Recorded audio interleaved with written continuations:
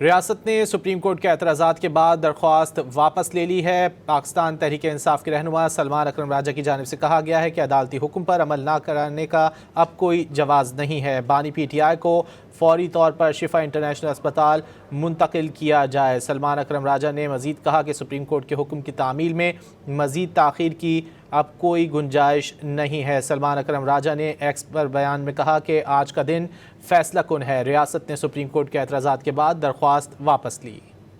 Order کے حوالے سے انہوں نے کہا کہ یہ درست ایک قدم ہے اور کمیونیکیشن جو ہے وہ چاہتے ہیں کہ اپوزیشن کی پارٹیوں کے ساتھ جو لیڈر آف دی اپوزیشن ہیں کے ساتھ بحال ہو، پی ٹی آئی کے ساتھ بحال ہو۔ مطلب پیپلز پارٹی نے ویلکم کیا ہے سپریم کورٹ کے فیصلے؟ جی بالکل، انہوں نے ویلکم کیا۔ انہوں نے کہا یہ نہیں، اس سے زیادہ کوئی بات نہیں ہوئی، خیر سگالی کا دورہ تھا اور صرف انہوں نے اچھے جذبات کا اظہار کیا اور اس خواہش کا اظہار کیا۔